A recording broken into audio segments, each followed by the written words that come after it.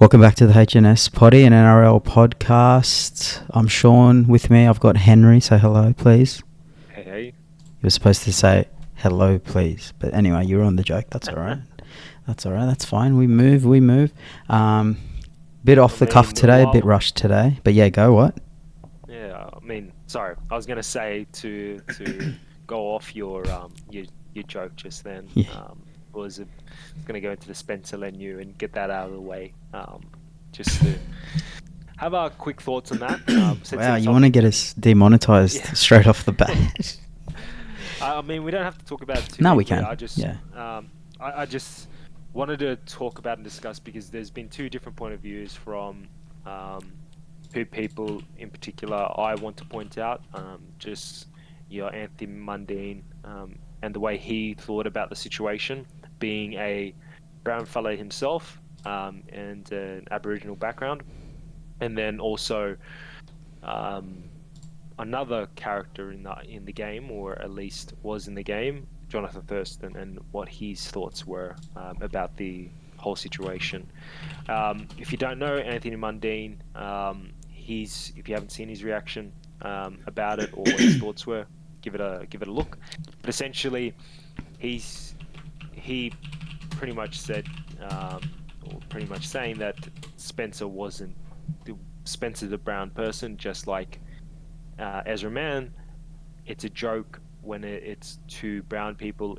Of course, he's not being racist. He's the same color or skin color as him, and they've probably both had the same comments said to each other, or insults, if you want to call it, to each other as they were growing up, especially being in the sport of rugby league. Sledging is quite common, and when you're on the field, you might come across that quite often. I did, at least when I was growing up, and being in an Asian background, and my growth spurt actually started fairly late, so I was a lot smaller back then, so getting sledged a lot back then about my background.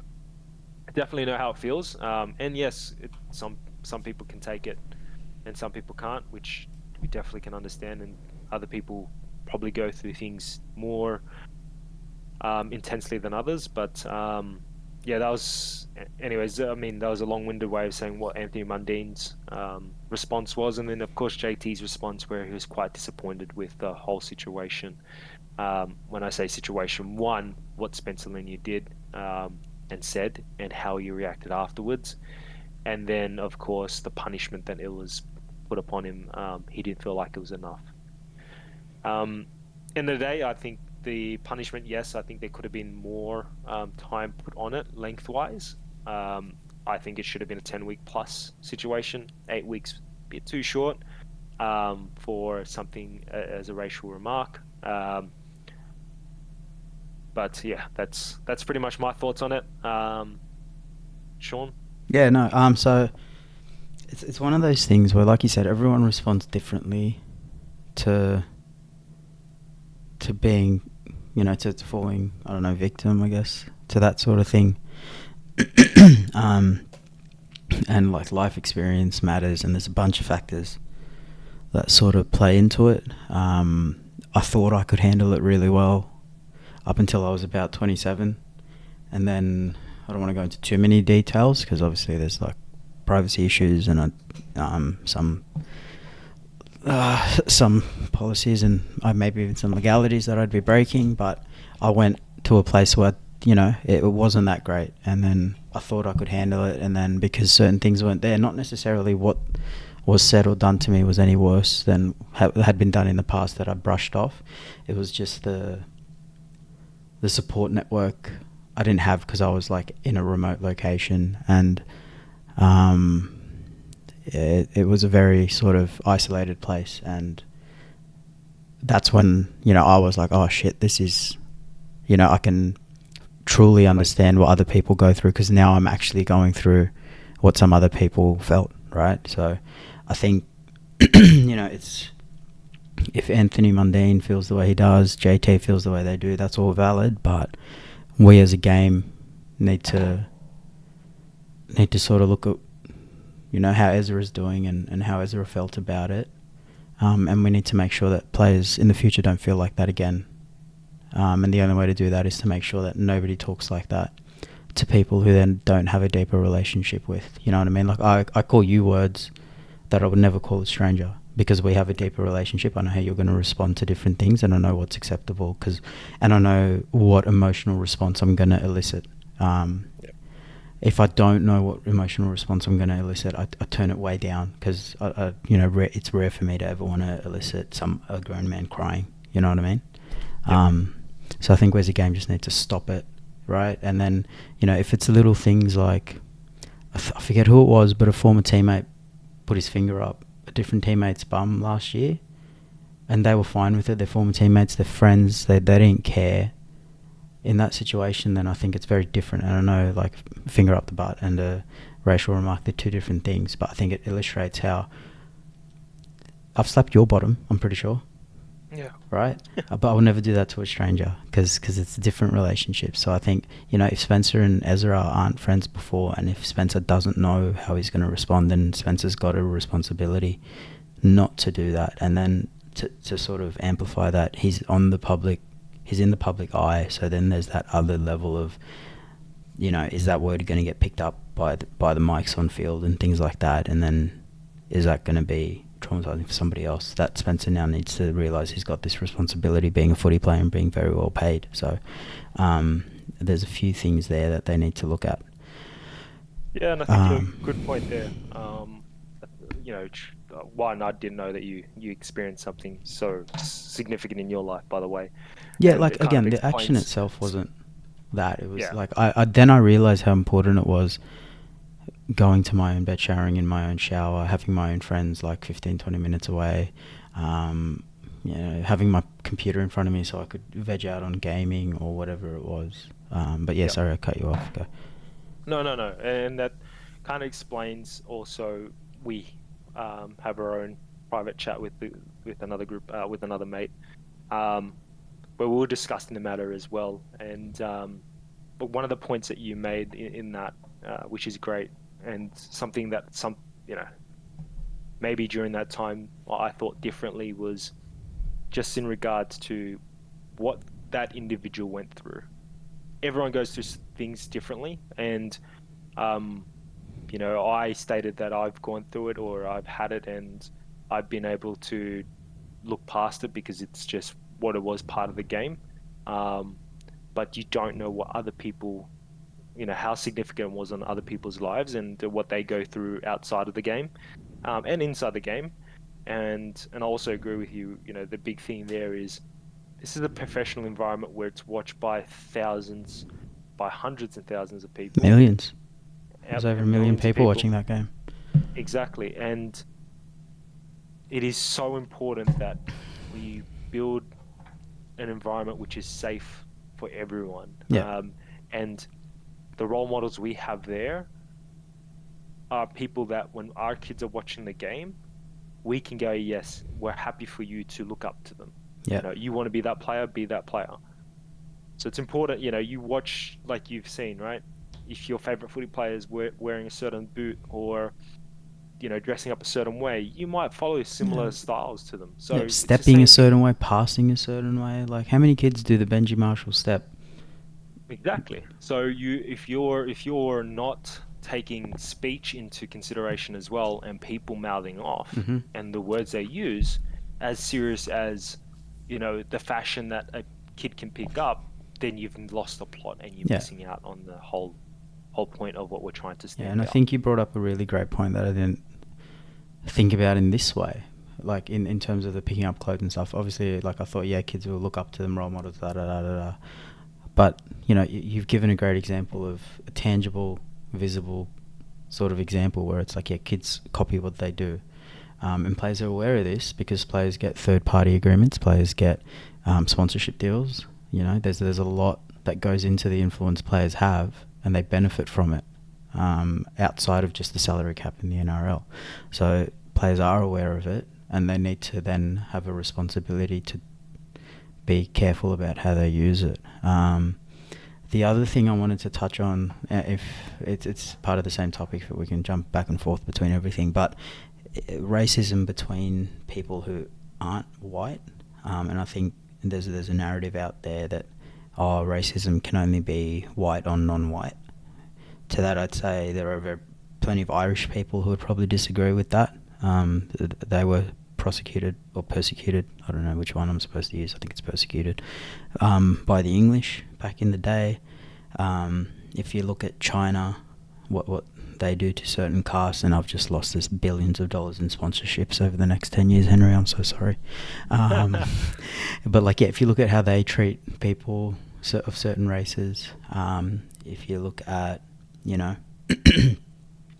all these different places, it's not just white people who have been racist, because what they point to when they say, white people are the only people who can be racist, and you can't be racist towards a white person, is there has to be a systematic oppression involved, and this, that, and the other.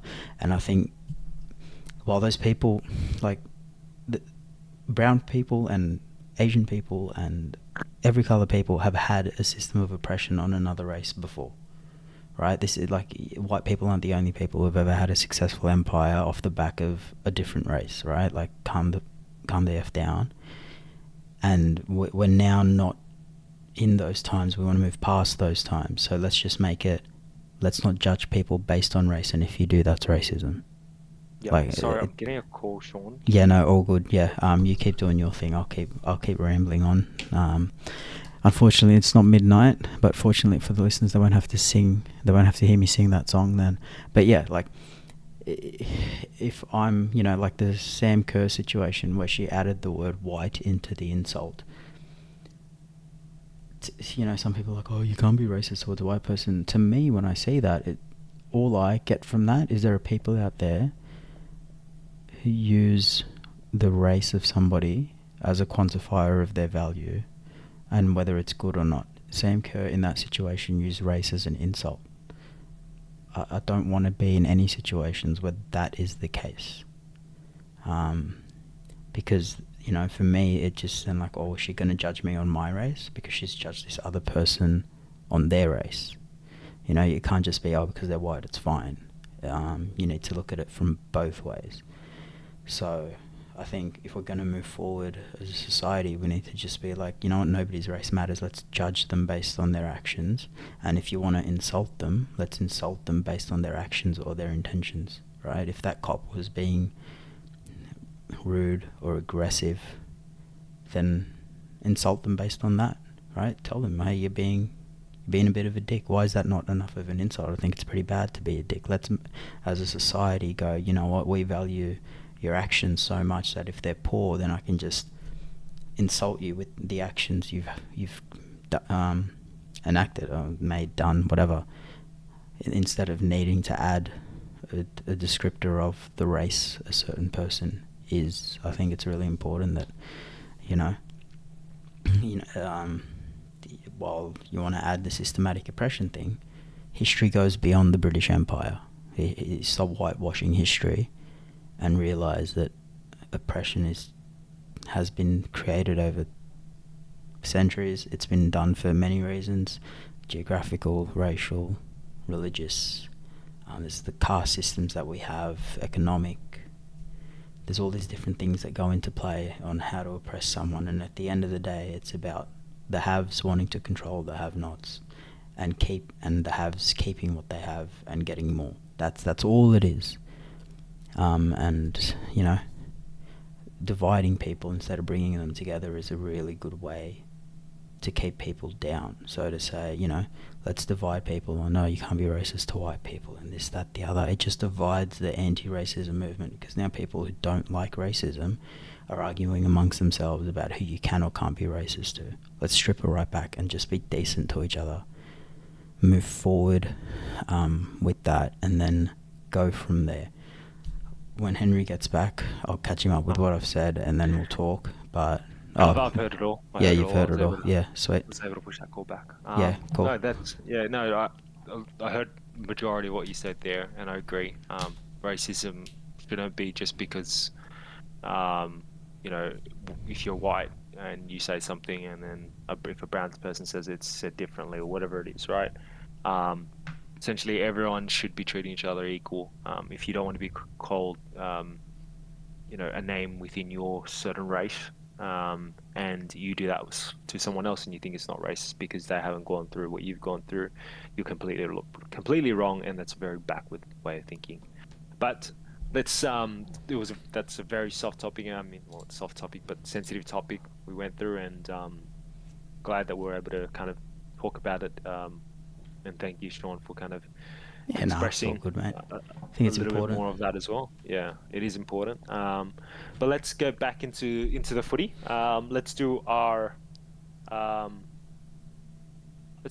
takes on, or not hot takes, but what our NRL tips are for the Yeah, I week. was gonna say when you said hot takes, I was like, let's do our tips instead. Oh, Um, hot tips. your Okay. tipping comp is the official NRL tipping, right? No, my one is the I think so. Parramatta Seals. No, as in the website I'm supposed to go to log in to show my tips on Yeah, the yes, screen. Yeah, correct. yeah, It's yeah. Cool. Yeah, the tipping.nrl. NRL one. Yeah, cool. I'm just gonna log in so I can put my tips in. We'll use your family comp as the tracker for everything. Yep. So, What did you get terrible last week week? for me. Actually, yeah. Two points for me. It was just, yeah, not my week. 2 points, mate. Rough. That's bad. I think. What did I Yeah, get? I I got think more that's than 200% than you. I think I got 5 points. Henry, okay. 5 points in the Okay, bag. it's a new week. It's a new week, and Yeah. let's go. Let's go. Let's Have you got it up and ready now? Yep. You Yep. ready to go? Yeah. So Okay, so let's go. We've got a one-liner. If you don't know already, we're doing a one-liner on each team and who we think is going to win and why. That is the one-liner. yep. So I'll read them out. Sean, you say first, and then I'll follow up Yeah. afterwards. Easy. So, Broncos, Rabbits. Broncos redemption at home.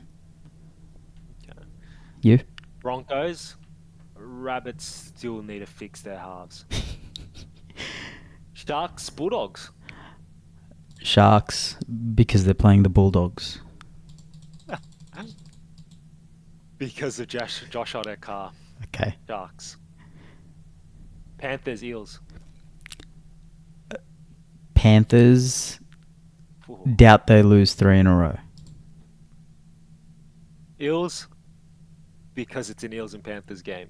Yep. Eels don't lose. Raiders, West Tigers. Raiders impressive last week. Whoa, agreed. Raiders. I couldn't say because they're Just- playing the Tigers again. No, Raiders. They shocked me with their actual performance. Yeah. Cowboys, Knights. Cowboys Knights Oh. slide bigger than expected. Cowboys, Knights. They'll have a lot to work on. Mm. Storm, Warriors. Oh shit. Storm better start. As in for the season. Storm.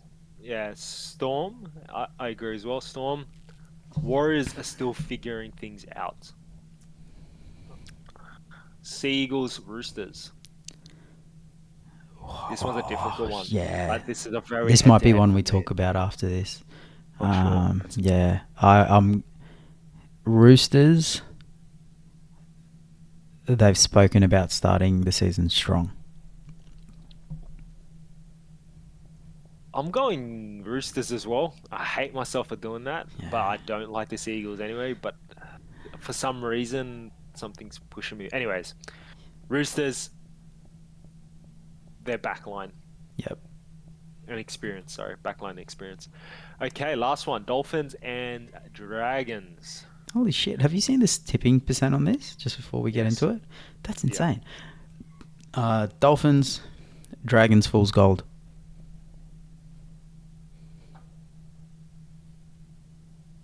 Henry? Sorry, just someone tried to call me again. Dolphins, Dragons. Dragons are their off season has just elevated them, or you know what, even shorter, flatter. Mate, this is one. Yeah, I was going to say this is one of the longest sentences I've ever Yeah. heard. Flanner, Dragons, flanner. Flanner. Yeah, nice to see you. You don't rate Wayne Bennett as a coach, mate, but that's all good. Yeah. Yep. Alrighty, let's talk about that Roosters game, Seagulls Roosters game, and I think a lot of people would be surprised as to why we think it's so close. because the Roosters are supposed to win the premiership, Manly not supposed to win the premiership.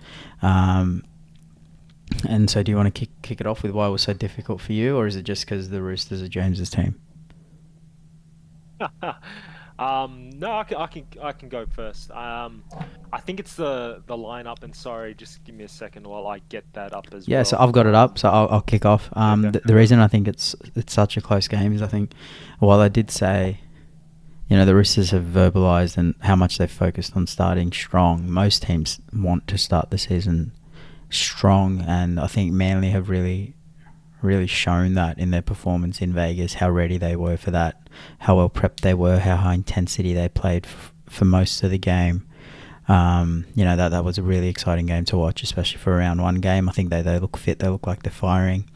I think Brooks, everyone's spoken about how big an addition he is. I think not a lot of people have spoken about how much better those combinations are going to get, right? So he basically just ran the ball, which is a real strength of his, but he mostly just ran the ball not last week, but when I say last week, I mean last round.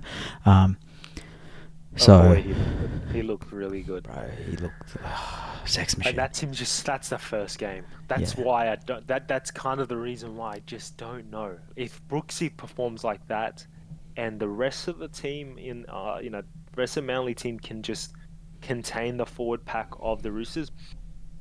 The reason why I say contain the forward pack of the Sydney Roosters is because I don't think the forward pack matches that well. Yeah, especially when the benches come on. Like, if you look at that bench, it's Nafahu White, Nat Butcher, Terrell May going up against, all due respect, Corey Waddell, Ethan Bullimore, and Nathan Brown. A lot of players on the up versus a few journeymen.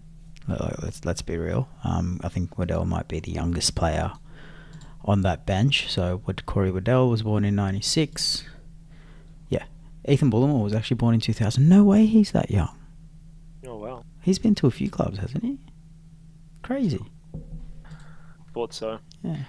Yeah, no, I agree with you. That interchange is also the big factor as well. So to me, it's going to start and end with. It's going to start for Roosters or end for Roosters if their forward pack doesn't start off strong, because that's what their strength is going to be here. And I can't downplay the back line of the Roosters as well. So having that Dom Young on the wing,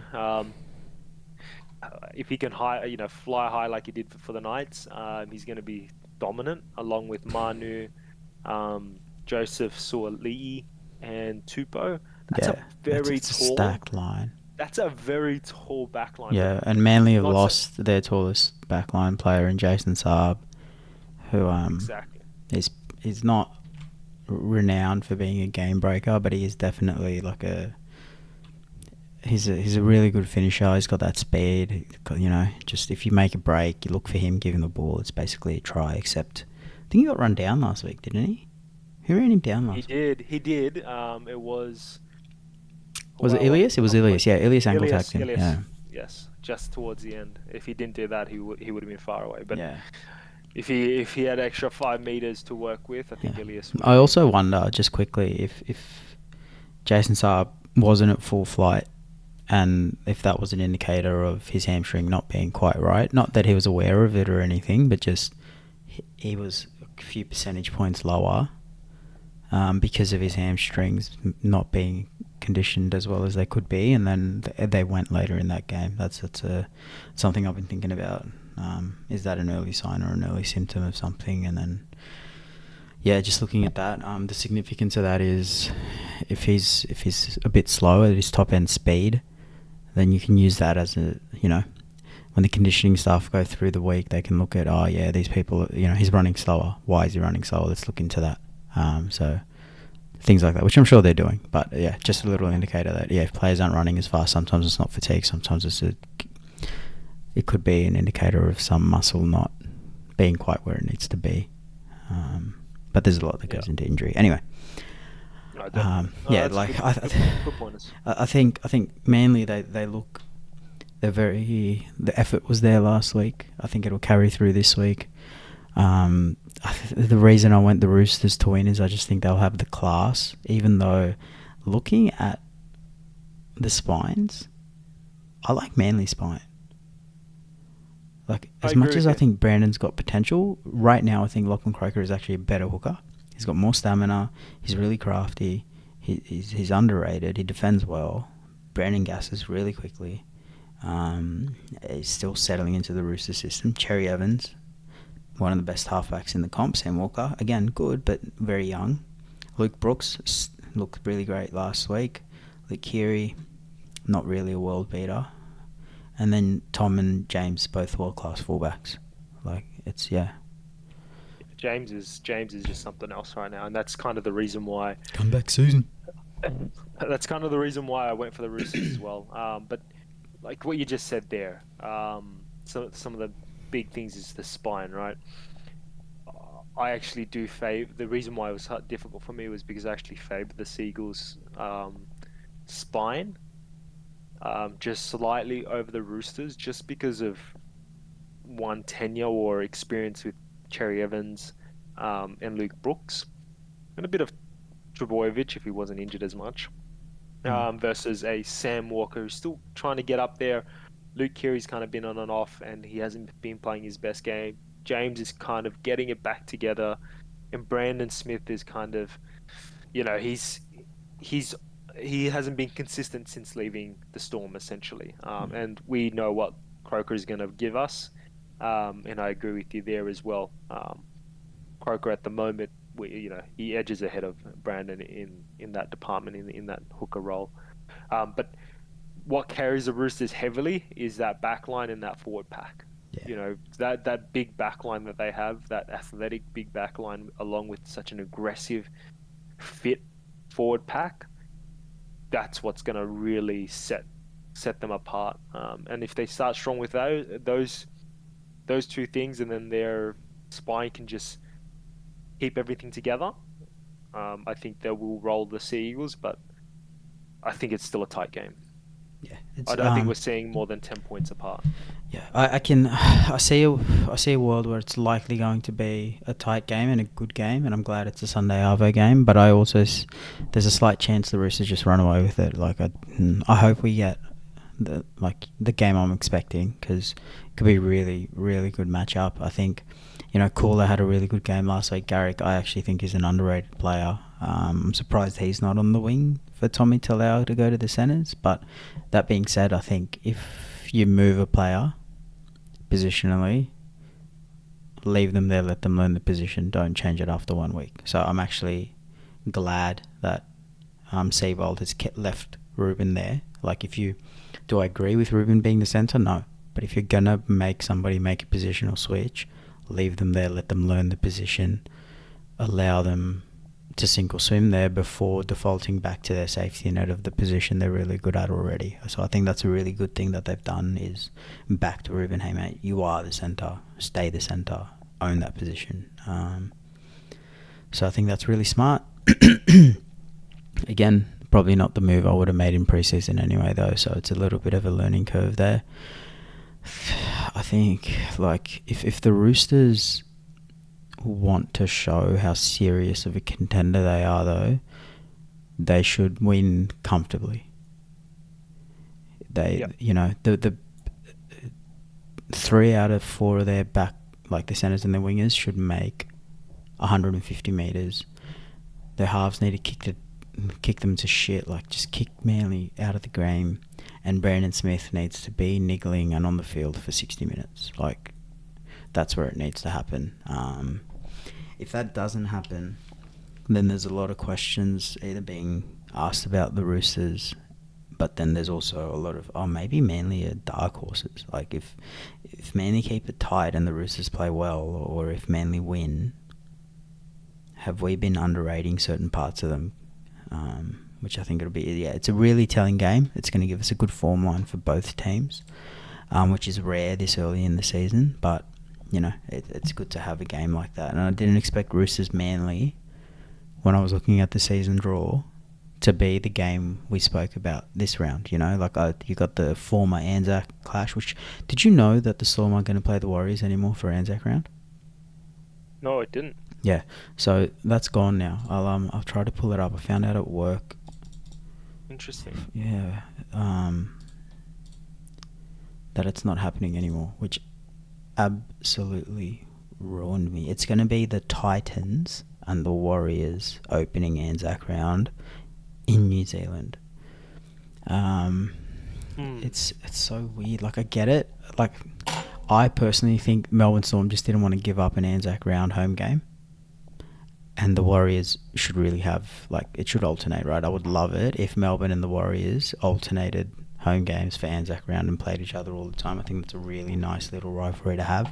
Melbourne being a capital city and the only team there, I think, adds a lot of value. The Titans, the Gold Coast isn't a capital city, and the Titans aren't a major team, so it kind of deflates Anzac round for me. I think it's a bit shitty for them to do that. I know it's a few rounds away, but we're not too structured on this. I don't like that.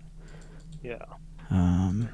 But yeah, it's So one that's of that those was things. So that was the Roosters Seagulls, and that's a bit of insight of the future Yeah. game. How'd you feel about I your mean, team last week?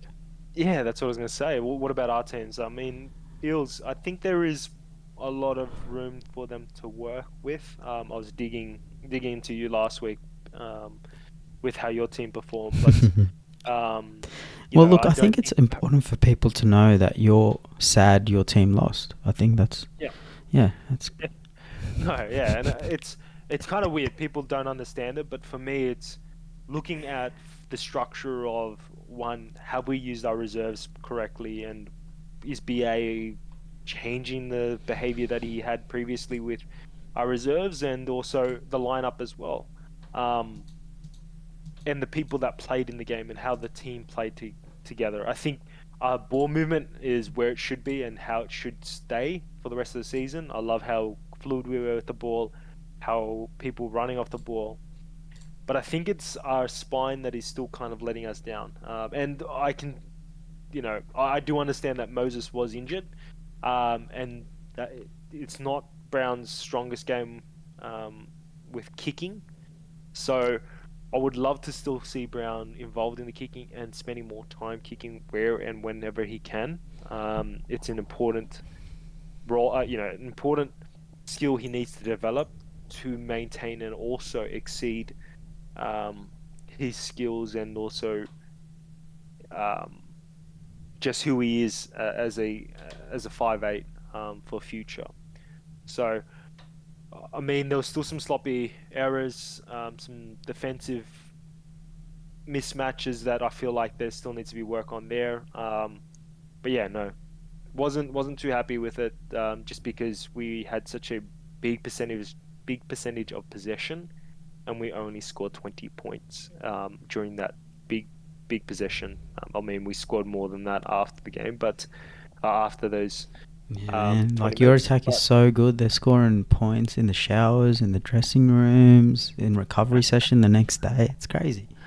But like, I mean, 26-8 for the amount of possession we had. I don't remember the stats on it, but there was a point where we just had our completion rate was plus 90, and we had, I would say, above 60% of the ball easily. And I think the tackle count inside the red zone was, I think it was above 20. It was at least like 5 to 6 times more for the Bulldogs than it was for the Eels. So, you know what? Bulldogs didn't do too bad in defence. I think, With the amount of yeah, possession we like, had. there's a few things about Para that's a bit. I think when things go their way, and this is different to being a flat track bully, when things fall into place and go their way, they're a very good team. I think they need to work on their adaptability. If Yes, Mitch Moses was 100%. kicking, you guys put like 50 on the Dogs.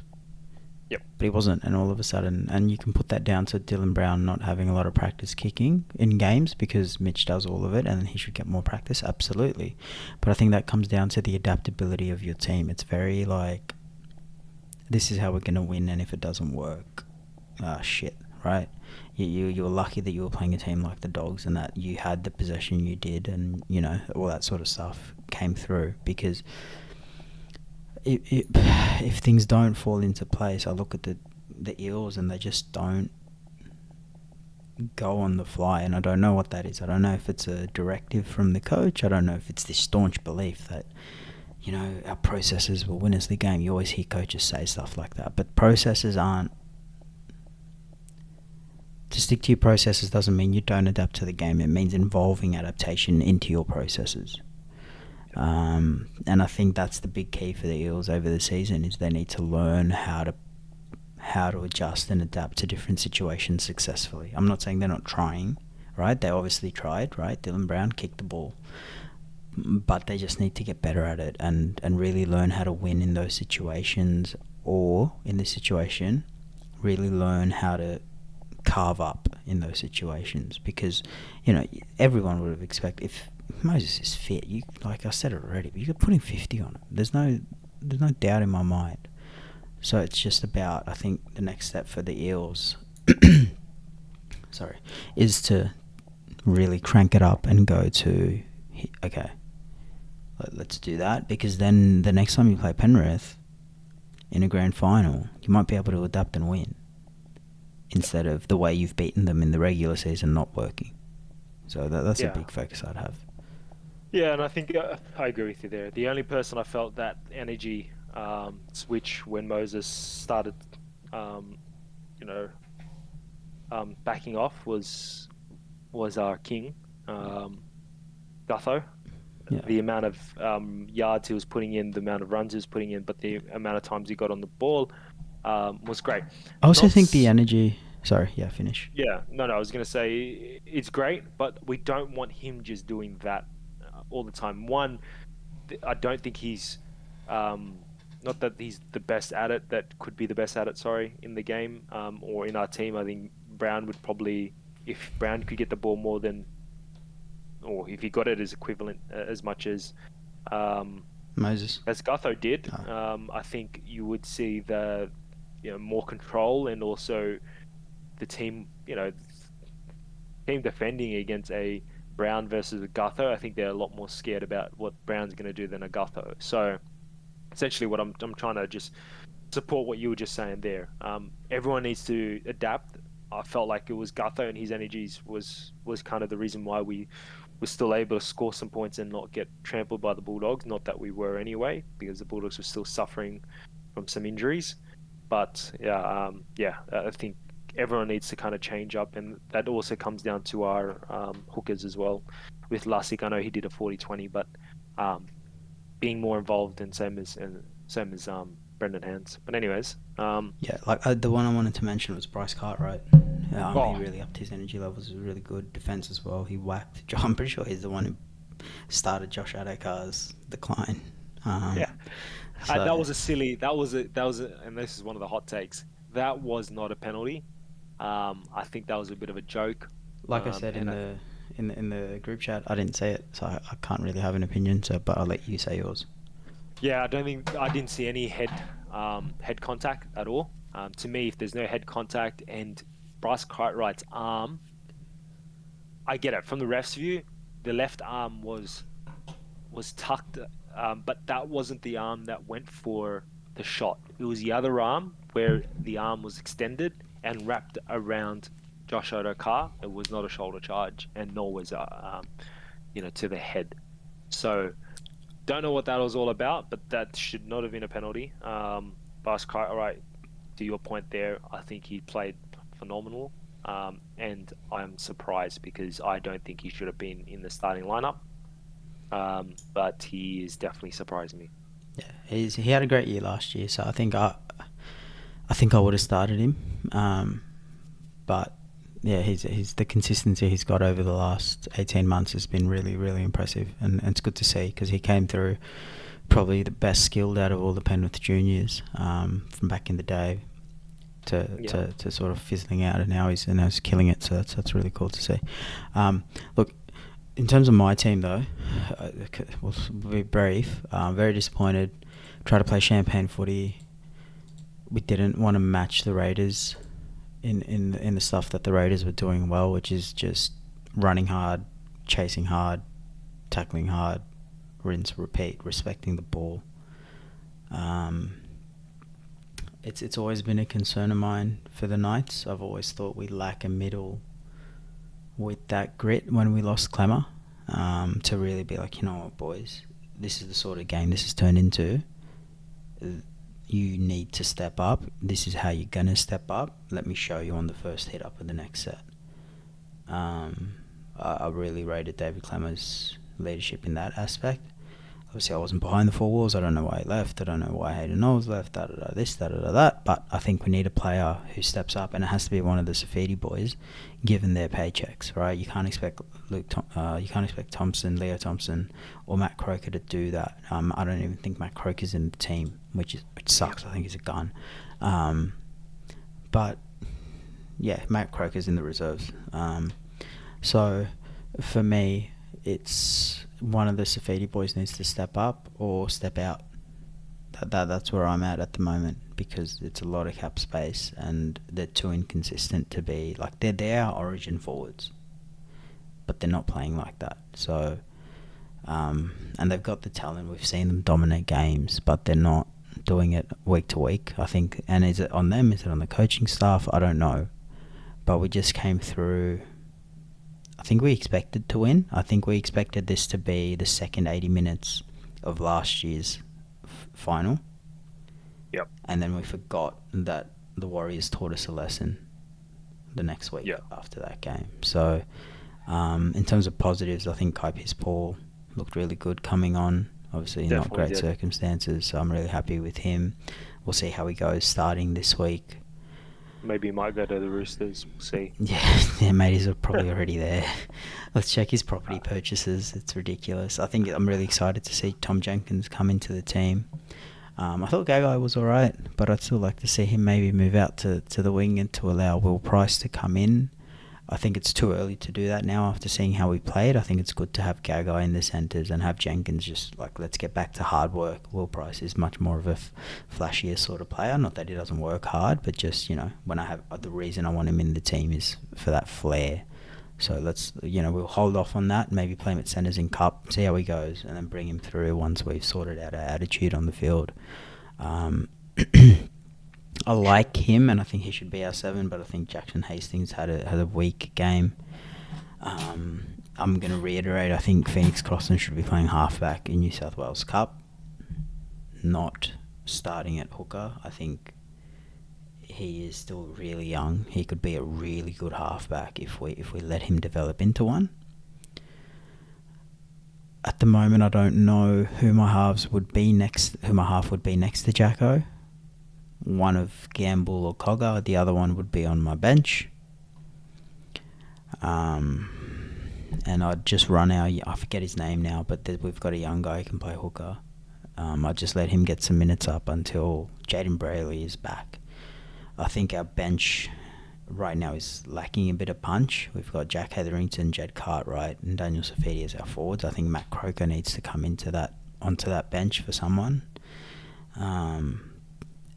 But this feels like, as a Knights fan, that the last 10 rounds of last year were not a change, but rather a flash in the pan, and we've gone back to what we were. And if that's the case, then heads need to roll. Yep, I agree with you. I think all your points there. I think the big thing is respect for the ball. That was shocking to see a first grade team handle the ball the way the Knights did. It was ridiculous how many drop balls there were. Couldn't keep the ball in the field of play with the kicks. I felt like, at least from my side, Hastings, it's hard to say, and I shouldn't be saying this because I wasn't there in the field, I wasn't listening to it, and the camera angles don't provide enough information. But just body language by looking at Hastings felt like there wasn't enough control from him and energy from him to lift the team. And that's kind of the reason why, when it comes to who your halves choices are for the week, is just maybe take Hastings out for a week. Get Cogger in there as a 7. Have Gamble. I'm a big fan of Gamble, as you know, just because of Gamble grinds. He will grind out a game, and he's happy to do so, and he won't give up on the chase. I think based on our attitude last week, Gamble should remain our 6. And I would leave Jacko there for continuity because I think he's our long-term 7.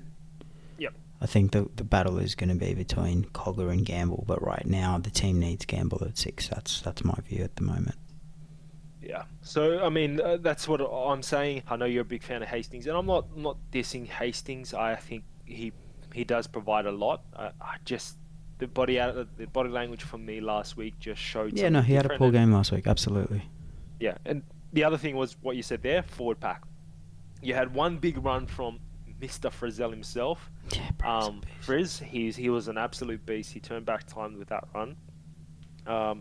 But you're right. So the Safidi boys, they need to do something. I felt like there was no energy between both of them when it came to really grinding things out and controlling that, and also voicing it out to the forwards. Right? You look at the Parramatta and you look at RCG and Polo. Right? They're screaming at their forwards, and our hookers are screaming at the forwards. Our hookers are telling him, get in line. This is what you're gonna run. Hit it, hit it, hit it, hit it. Yeah. Right? And not just that, the forwards are following each other for offloads. I'm not saying Knights follow that same game. What I'm saying is they should be bouncing off energy, energy off each other essentially. And then I think a few last points there is Gagai for me. He looked like he was playing Origin for a bit of that game. To be honest, he was really dominating that wing. I want to see more out of him, and hopefully that consistency throughout the season with that same performance or even better. I think Greg Marju, I don't know if you saw it, but I felt like his body language was phenomenal as well. I think he brought a lot of energy, and you could see it in his face at the start of the game and during the whole game.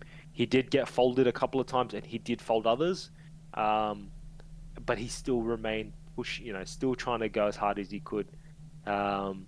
I didn't feel like there was any big impact from Bradman Best, and nor did I feel like he came in to the game enough.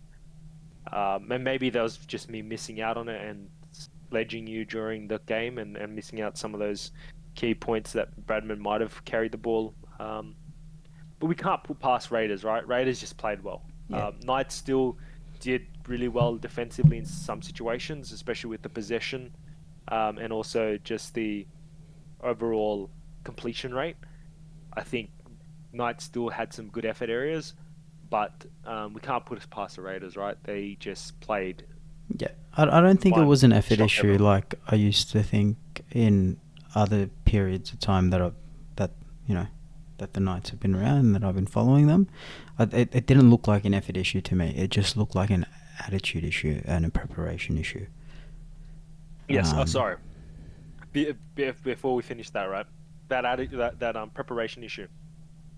Why the hell do you have a Cogger and a Phoenix bloody Crossland on the field at the same time ridiculous. with Gamble and Hastings? Man, that's an absolute joke. Bro, That's an absolute joke. We're getting pumped in the middle, right? And I think I might have said this in the group. We need to stop saying in the group chat because people aren't in the group chat. But anyway, right now nobody's listening to us. So, like, remember when I said it in the chat where I'm like, I don't know if I said it on the chat actually. I don't know, but I had the thought where it's like, we don't have the forwards to carry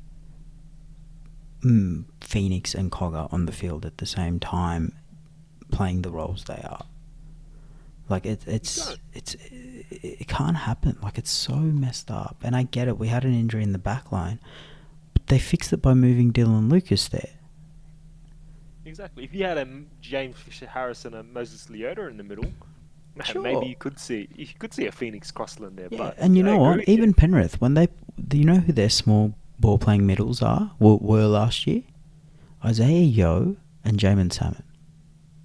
Yeah. Those guys are huge. Jamin Salmon's Not the smallest, small. smaller one, Yeah. right? Like, Not small. Like, ball playing lock is the wrong term. It's a lock who can ball play. And you know what? We have one. Adam Elliott is actually really good at that. Play him 65 minutes. He might have played 65. I don't know how long he played. But yeah, like you said, don't have those two on the field at the same time. You know, I think Crossland missed like 10 tackles or something. Like, that's not his fault. Like, why are we leaving them on the field when we're getting pumped? It's not... Yeah, anyway. Yeah. That baffled me why we've got that lineup. I think I said in the last pod or in the season preview pod, where I was like, we need clarity on our positions. We need people to know exactly what they're doing, exactly what their roles are. Not so rigid that we turn a blind eye to mistakes and decisions that we've made that aren't necessarily panning out, but to just put them all in a blender and see what happens. It's not going to work. Yeah. Like, people need to be going towards goals. People need to be heading towards, okay, this is where I need to improve because this is my role in the team or in the squad. It's just not happening if you play them all. But yeah, that's it is what it is. Yeah, we've done the match preview. I don't know if there's any other teams specifically you want to speak about. No, I think yeah, this match, the matches this week, I mean, still easy to kind of pick out who I think is going to win, and who we think we're going to win. Yeah, missed the 2 out of 8.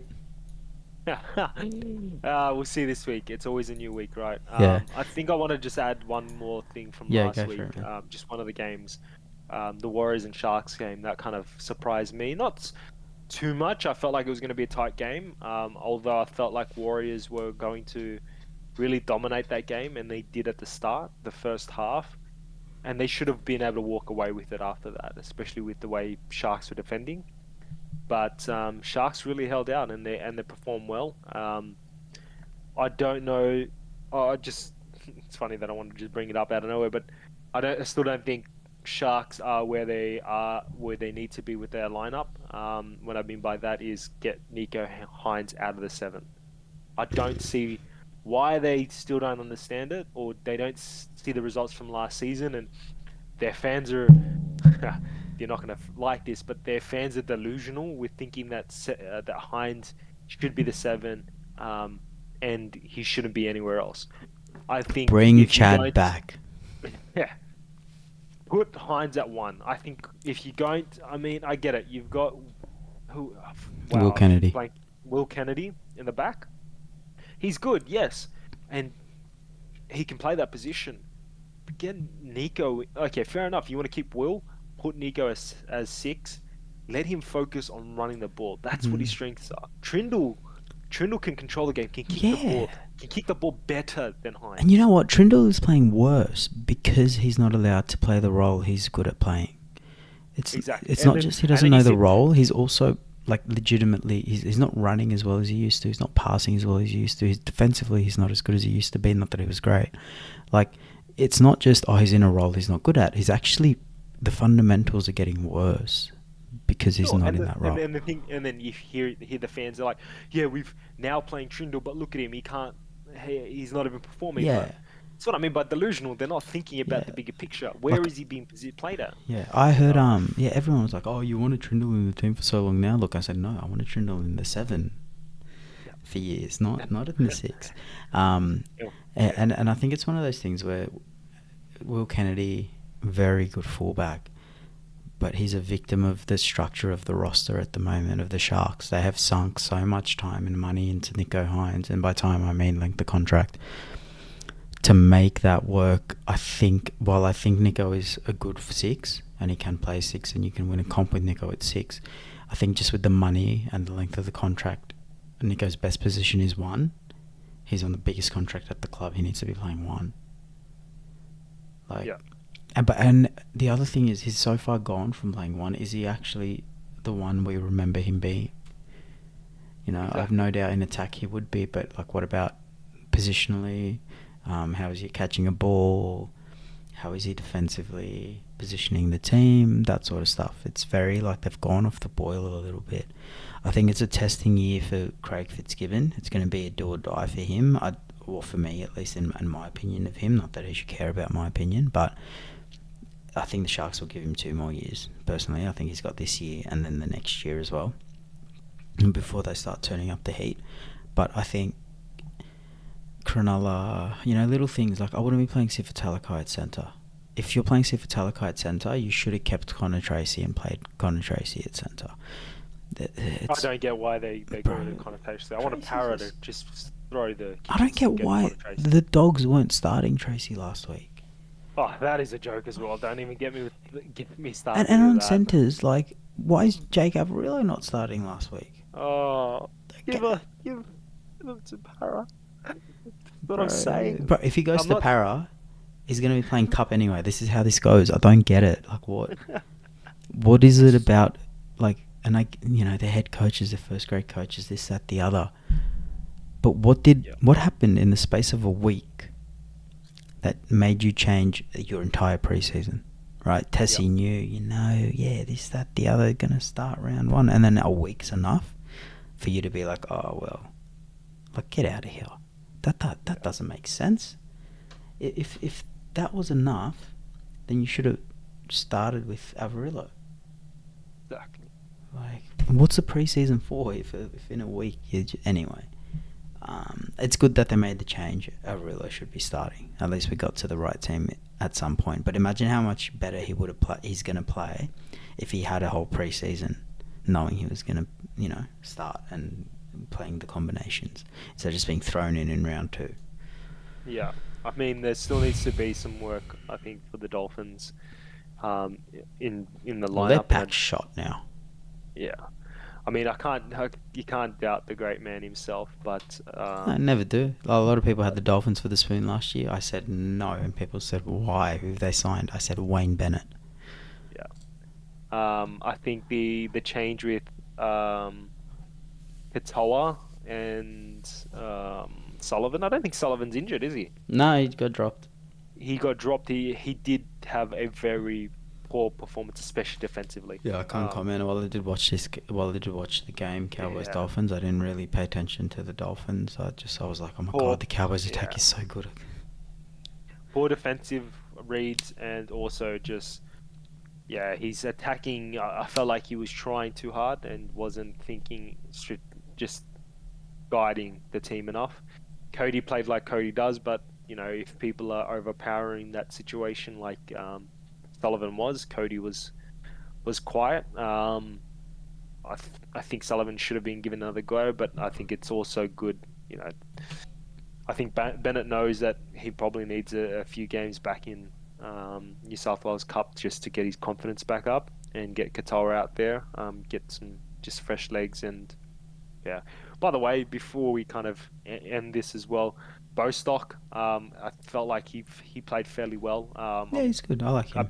I've been watching him quite Do you want to have a guess at what his quite old closely. club was? Do you know what his old club was?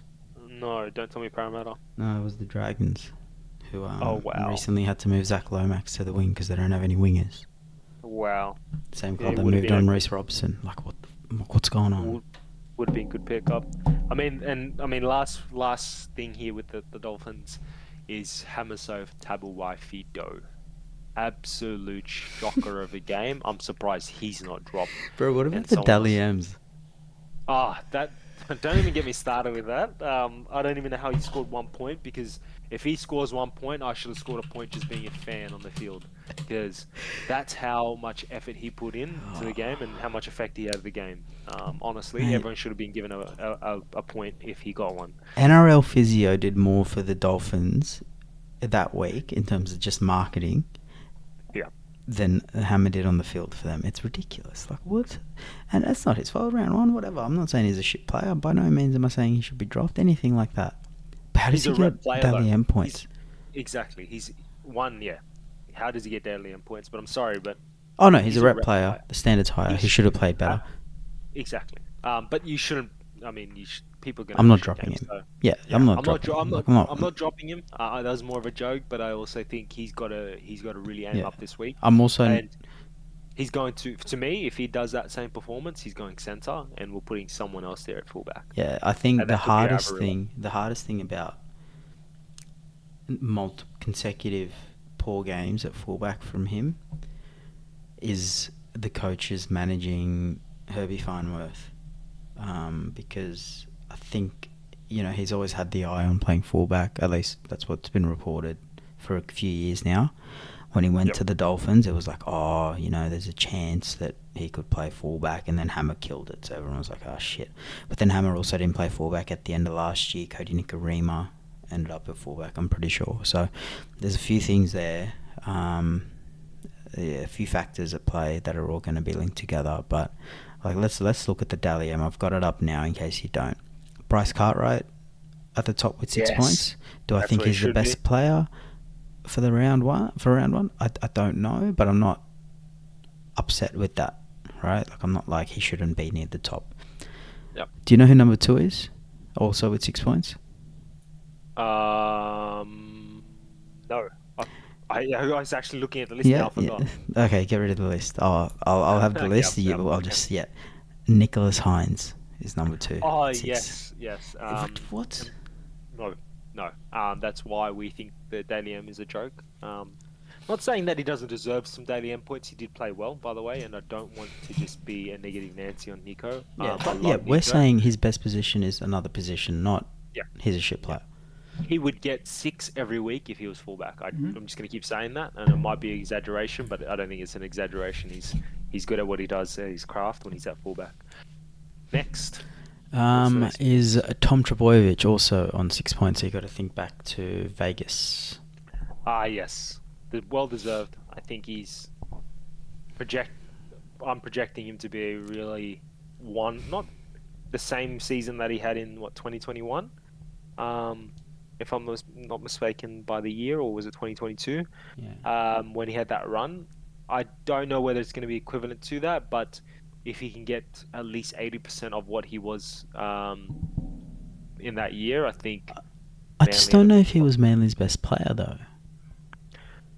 Last week to get the 6 points. It's hard for me to say. It's hard for me to say who was the best player. Like, Yeah. was it Olaquadu had a good game, Cherry Evans had a good game, Brooks had a good game. Maybe, yeah, he could have been Manly's best player, but not enough to get 6 points. I feel like there should have been a bit more of a spread of points. Yeah. Maybe that's just what I'm thinking. But anyway, next on the list, both with 5 points, is Nanai and Tedesco. I can live with Tedesco. I don't know. When you now think about, now that you said that and you brought that up, when you think about Nico Hines getting a 6, and I mean it's a bit different. You got a lot more superstars in the Roosters lineup, but when I think of just Teddy only getting 4 points, is that correct? 5. 5 points. Sorry, I mean, what does he have to do to get 6? Yeah, that he killed it last week. He was Superman. He was just. Yeah, he should have got. He was 6. something else. If Tommy gets 6, if Nico gets 6, Teddy gets 6. Who got? And he gets 12. Yeah, who got the other? Yeah, exactly. So I'll just quick fire it because we're running short on time. But so Harry Grant's up there. I didn't really get it. I'm gonna actually watch the Penrith game tonight. Fogarty got 4 points. I think well deserved. He was really good. He could have even potentially got more. Brooks got 4 points. Yep, decent. Lindsay Collins got 4 points. I don't remember how he went. Feel free to chip in as well if you're like, what? Just a quick one was Jamal. Jamal actually surprised me with his kicking game. He's actually got a bigger boot than I thought he did. And his kicking game was better than boring halfbacks, underrated. He's a beast. Yeah. Next one. So I'm just going to go through it, and if anything perks your interest, just chip in, because, bang it out. Tyrell Sloan got 4 points. I think that's just because they saw him get 3 tries. Adam Fanua-Blake got 3 points. I think, he definitely deserved a poll. Gutho got 3 points. Yep. Tarpany got 3 points. Again, I think that's deserved. The forward pack did a lot for them, and he led that. Pappenhausen got 3 points. Again, I didn't watch the game. I don't really know. Zach Labour got 3 points. I think he had a great game. Didn't really watch him closely enough. Yeah, so I watched the Cowboys attack like a hawk, and it was he's crazy good. He's strong. He's quick. He's nimble. He's agile. Yeah, very good. Zach Lomax got 3 points. Hunt got 2 points. Cherry Evans. All these players have gotten 2 points. Cherry Evans, Edwards, Barlow, Smithies, I think, another standout, right? The Raiders pack. Sully, yes, I think he deserves it as well. Robson. He did.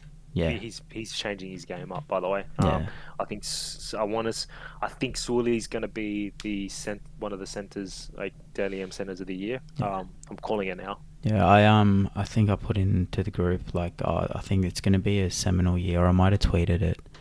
It's going to be a really big year for players who have been around for a while.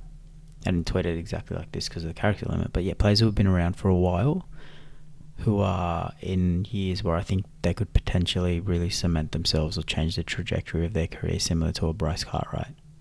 And I think Moses Sully is one of those players. We could even do a pod where we just discuss those players, because I've already got the list, right? I just got to go find the tweet. Reece Robson. Let's talk about that in another session because I do want to. Yeah, not today. Yeah, Moses is not closer to me. I don't know him as fully personal as like a close friend, but I was close. I was friends with his brothers and played footy with his brothers. Oh, nice. So I knew him when I was growing up. So definitely want to go more in depth because I'm definitely on his side. Disappointed with how his career started, but it's looking up and up. But sorry, continue. Yeah, no, that's great. Reece Robson, Sifa Talakai, Victor Radley. Yeah, I think he deserved the pole over Radley. Was really good for the Roosters. And I'm one of his harsher critics. So, he had a really good game. Xavier Coates, Zach Hosking. I think he had a good game. Oh, so by the way, Xavier Coates, I think he's now coming out. Bro, whacked it. Mate. You've got to watch the game. Yeah, I didn't watch the game, but I saw that tackle. I was like, holy shit. Yeah, defensively, he's gotten better, and attack-wise, I mean, he's always been a weapon attack, but Storm are starting to really bring it out of him and have really developed him to. For me, I see him being the next. It's a big thing to say, but he could be, the next Greg Inglis if he can put a bit more weight on. Bro, I was going to call you an idiot because I thought you were going to say Israel Folau, and then you go a tier higher and say Greg Inglis. He's one like a Clive Churchill at 5'8", one of the best fullbacks. Okay, maybe that's too extreme. I agree. I was laughing at the fact that I was going to say that, by the way. Bro, Jerome Hughes, and you know what? Cameron Munster's injured, Jonah Pezza. You can go back to reserve grade. We got Xavier Coates going to play 6. Okay, now that I've said it out loud, sorry, it was a bit of a doozy. Let me give a better comparison next week. But let's continue. Sorry. So Zach Hosking was the last one on 2 points. These are all 1 point people. Adam Reynolds, Dylan Brown, Hamaso. Yeah, we already spoke about that. Yeah. Jaden Sewer, decent. Matt Timoko. I can't remember too much. I know it was the Knights game, but there's a lot of players on the field. Sunil Taruva, again, I haven't seen it. Tom Hazelton, didn't pay attention to that game. I was out with a friend, we're talking. And then Valentine Holmes. Yeah, he can have it. Oh, yeah, he played fairly well as well. Yeah, so a few nice names to see there. Jamal Fogarty, Zach Hosking, Morgan Smithies, Moses Sully, a few others that we pointed out as we went through the list. But yeah, it's good to see some players getting some recognition, but then again, like some other players just... It's not their fault the system's shit. We should do our own. Yeah. I know we don't watch every game, but yeah, we should. It doesn't have to be points, but it could be we'll just keep track every now and again, every week we'll put some player names in or maybe some points. We'll discuss it later off air. But yeah, we'll do one for our own sort of, the H&S. I don't know, we'll come up with a name. But yeah, that's cool. It's a really weird one. I think that's the end of it. Yeah, good chat. I mean, for everyone, it's a good chat. I think we'll try and structure this a little bit more where we'll continue doing the hot,